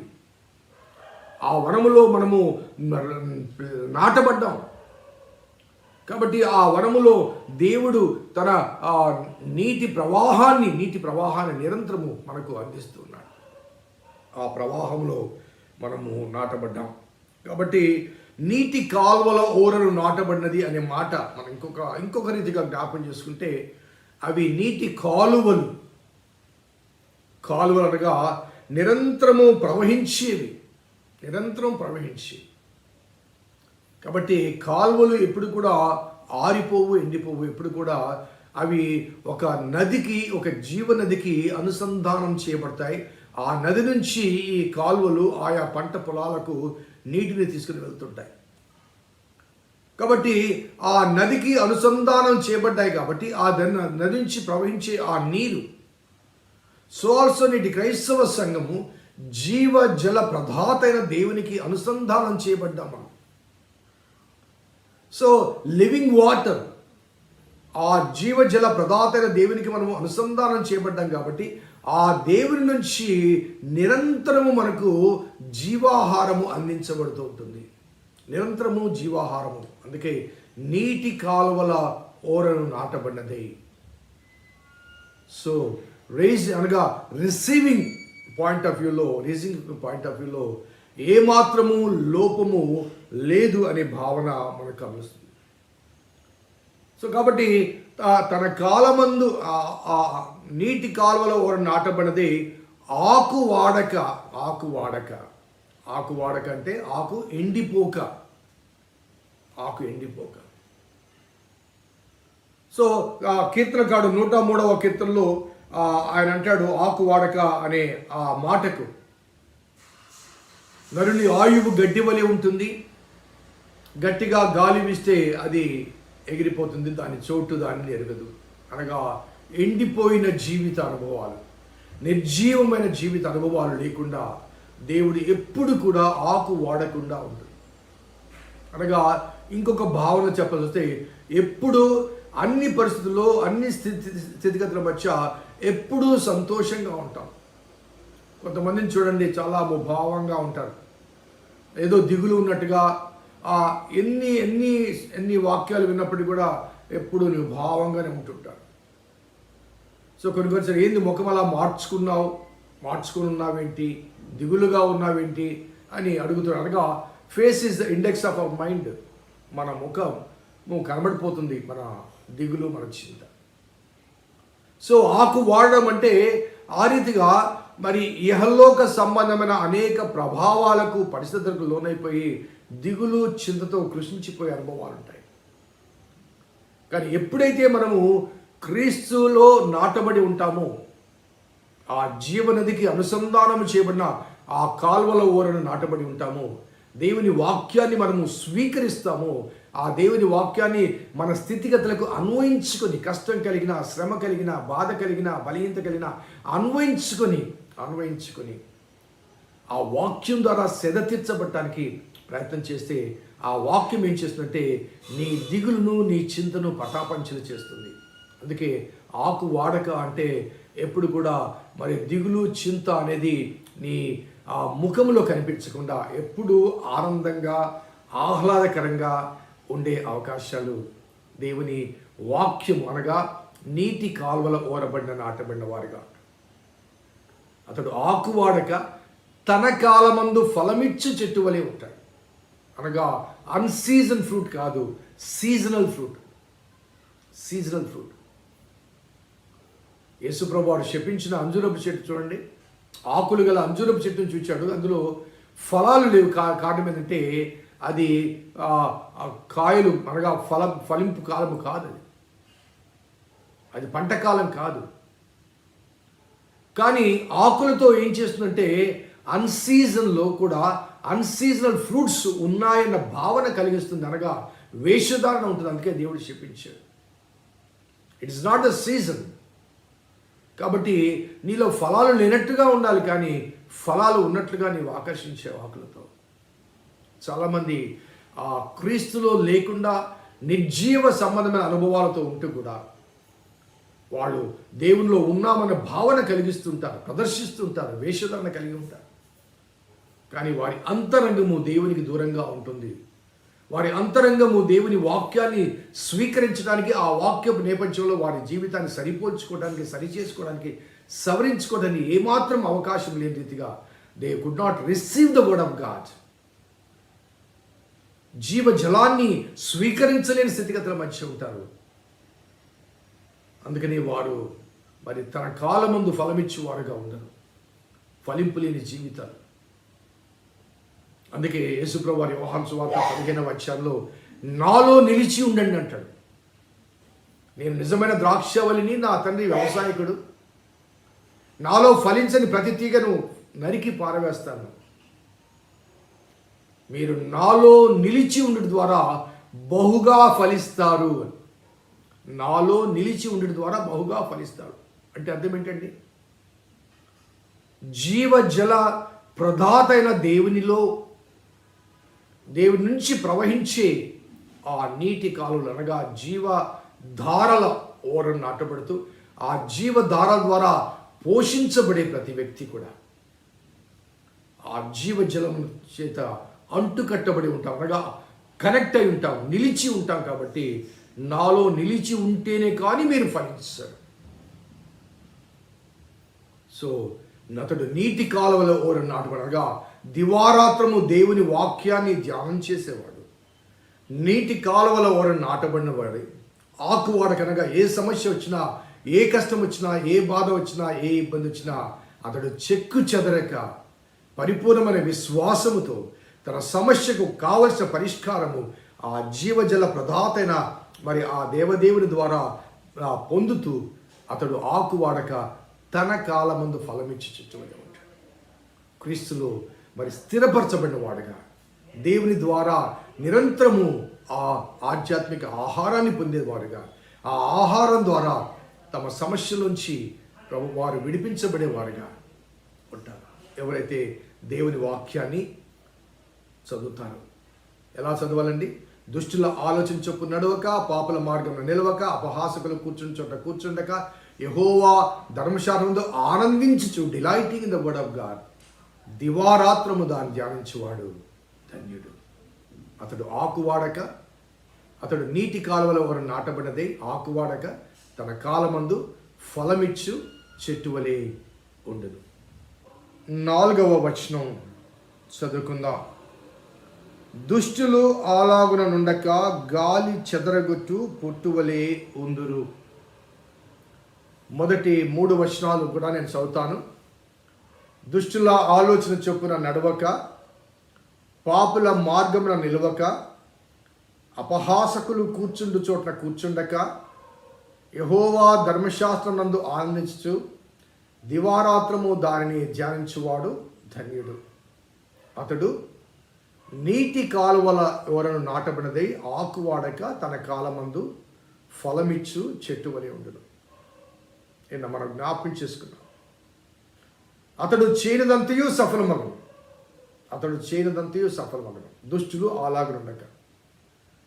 కాబట్టి దేవుని వాక్యాన్ని ధ్యానం చేస్తూ ఆ దేవుని వాక్యమనే క్రమశిక్షణలో కొనసాగుతున్న వారికి నిరంతరము క్షేమం ఉంటుందని, దుష్టులకు క్షామం ఉంటుందన్న వాస్తవాన్ని మరి ఇక్కడ ఒక కంపారిటివ్ స్టడీ అందిస్తున్నాడు. కంపారిటివ్ ఈ 2 వచనాలను, మొదటి 2 వచనాలు ఎలా జీవించాలో తెలియచేస్తూ, మరి 3వ వచనంలో అలా జీవించిన వారికి ఎటువంటి మేలు కలుగుతుందో తెలియచేస్తూ, 4వ వచనంలో అలా జీవించని వారికి ఎటువంటి స్థితిగతులు కలుగుతాయో మరి ఆ విషయాన్ని మనకు ఇక్కడ బోధించబడుతుంది.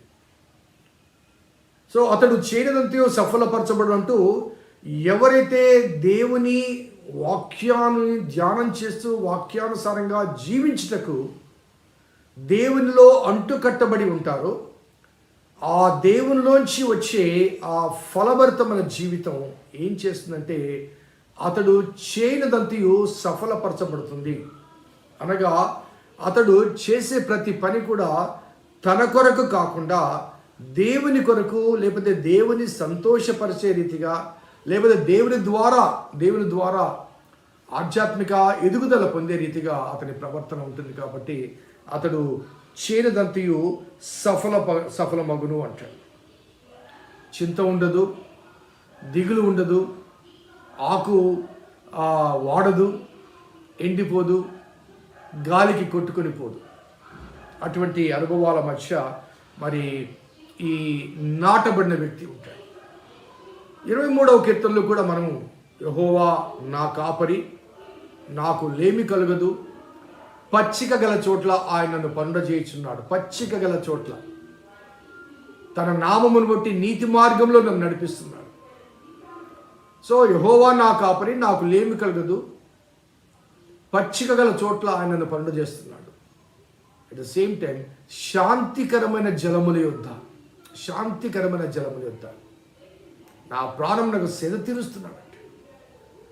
కాబట్టి ఆ నీటి కాలువల ఓరలు శాంతికరమైన జలాలు, అనగా ఎప్పుడు కూడా ప్రతి పరిస్థితికి ఆటుపోట్లకు ఎగిరిపడే అలలాంటి అనుభవాలు నీ జీవితంలో రావు. అటువంటి పరిస్థితి కలిగినప్పుడు కూడా ప్రశాంతంగా ఉంటాం. కారణం ఏంటంటే ఆ దేవుడు నాకు ఉన్నాడన్న ధైర్యం మనకుంటుంది. ఆ గలిలయ సముద్ర అనుభవాన్ని ఒకసారి జ్ఞాపకం చేసుకుందాం. గాలి అలల మధ్య నీరంతా పడవలోకి వచ్చింది. నీరంతా పడవలోకి వచ్చింది. ప్రభువా, మేము మునిగిపోతున్నాము, నీకు చింత లేదా అంటూ కేకలు వేస్తే యేసయ్య లేచి గాలిని గద్దించి ఆ నిమ్మలపరిచి, అనగా ఆ అలలను నిమ్మలపరిచి, అల్ప విశ్వాసులారా ఎందుకు సందేహపడ్డారు? కారణం ఏంటంటే వారు ఆ అలలను చూచారు, అనగా ఆ సమస్యను చూచారు, కానీ సమస్యను పరిష్కరించే ఆ రక్షకుని చూడలేదు. They have seen the problem but not the saviour. కాబట్టి ఆ శాంతికరమైన జలములు అనే భావన, ఎందుకంటే ఆ దేవుడు నాకు ఉన్నాడన్న ఆ అభయం, ఆ ధైర్యం లేకపోతే అలజడి ఉంటుంది. కానీ శాంతికరమైన ప్రవాహం, అది ప్రవహిస్తూ ఎక్కడ ఏ చెట్టుకు ఏ మొక్కకు ఎంత నీరు ఇవ్వాలో ఆ నీరు అందిస్తూ పోతూ ఉంటుంది, ప్రవహిస్తూ పోతుంటుంది. అలల తాకిడి కానీ అలజడి కానీ ఉండదు. సెలతీర్చబడతాం మనం. కానీ దుష్టులు అలాగ ఉండరు. వారి గురించి రాయబడ్డ మాట, దుష్టులు అలాగుండక గాలికి చెదరగొట్టు పొట్టువలే ఉంటారు. 103వ కీర్తన నేను నిన్న కూడా చూపించాను. 103వ కీర్తనలో అక్కడ రాయబడ్డ మాట 15వ వచనం. నరుని ఆయువు గడ్డి వలె ఉన్నది, అడవి పువ్వు పూయినట్లు వాడు పూయిను, దాని మీద గాలి బిచ్చగా అది లేకపోను, ఆ మీదట దాని చోటు దాన్ని ఎరగదు. సో గట్టిగా గాలి వీస్తే ఆ చోటు కూడా నువ్వెవరు అంటుందట. ఆ చోటు దాన్ని ఎరగదు. సో ఇట్ డిసపియర్స్, ఫ్లైస్ అవే.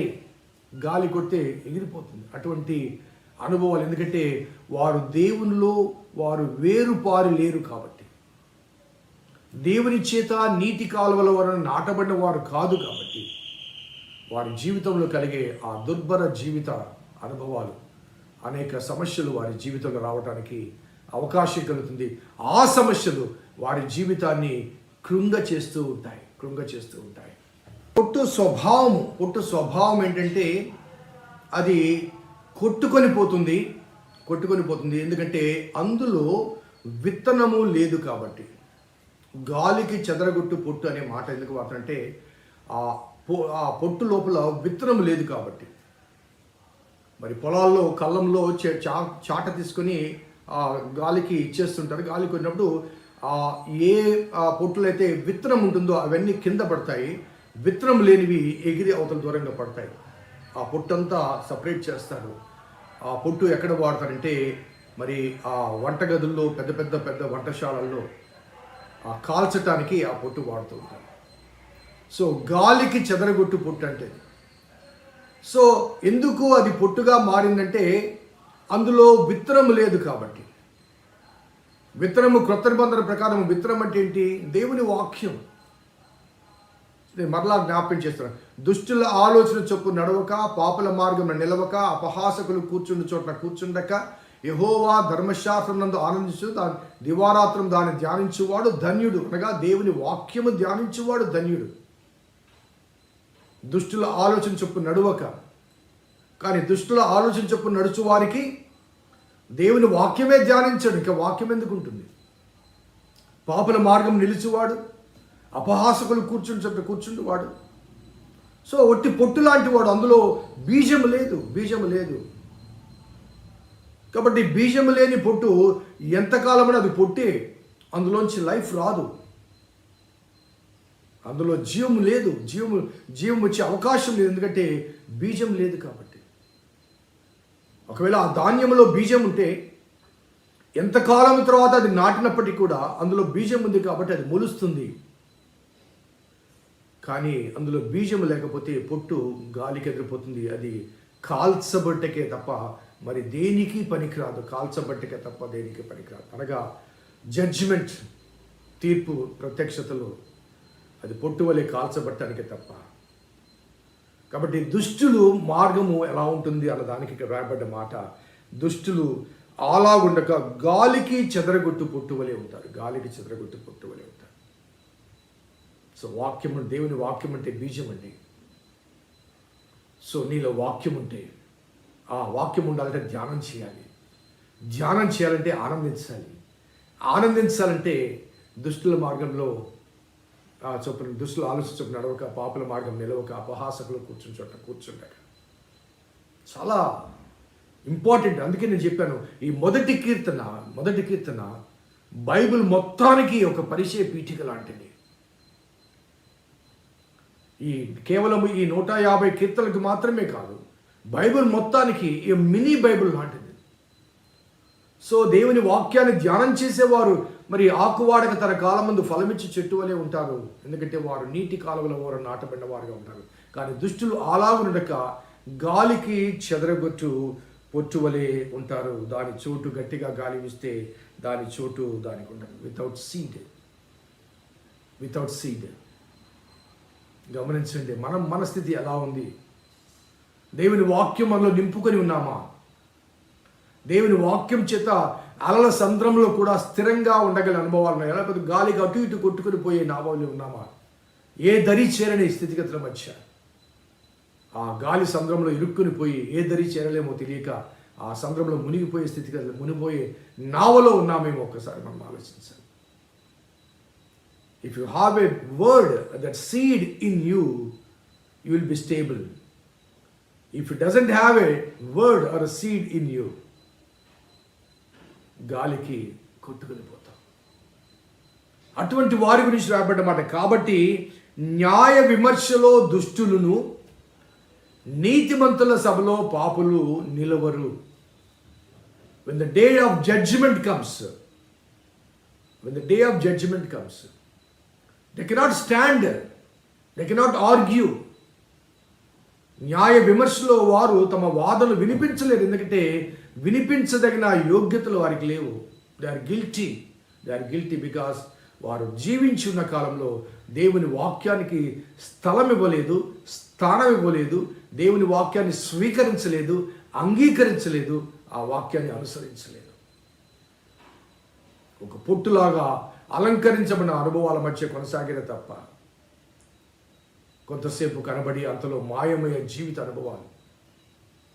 అడవు పువ్వు పూయినట్టు పూస్తాము, ఉదయాన్నే పూస్తాము, ఎండగట్టిగా కాస్తే వాడిపోతుంది, సాయంత్రానికి రాలిపోతుంది. సో అందులో లైఫ్ లేదు కాబట్టి. So you must have a life in it. కాబట్టి న్యాయ విమర్శలో దుష్టులు, నీతిమంతుల సభలో పాపులు నిలవరు. They cannot stand with the righteous people. చాలాసార్లు కొన్ని కుటుంబాలు దర్శించినప్పుడు వాడి బిడ్డలు ఎప్పుడు ఆలయంలో కనిపించరు. నేను అడుగుతూ ఉంటాను, ఏమా బాబు రాలేదే, లేకపోతే పాప రాలేదంటే పేరెంట్స్ కొంత ఎక్స్క్యూజ్ చెప్పడానికి ప్రయత్నం చేస్తారు. కాలేజీకి వెళ్ళారండి, స్కూల్కి వెళ్ళారండి, అది ఉంది, ఆ బిజీ ఈ బిజీ అని చెప్తుంటారు. కొంతమంది ఉద్యోగస్తుల బిడ్డలు ఉంటారు, వారి గురించి కూడా ఈరోజు ఆఫీస్ ఉందండి, వెళ్ళారండి అని చెప్తుంటారు. So parents be cautious. వారు అక్కడికి వెళ్ళారు, ఇక్కడికి వెళ్ళారని చెప్పి వారి గురించి నీవు ఎక్స్క్యూజ్ చెప్తున్నావు. కానీ దురదృష్టకరం ఏంటంటే వారిలో వాక్యం అనే బీజం ఉండదు.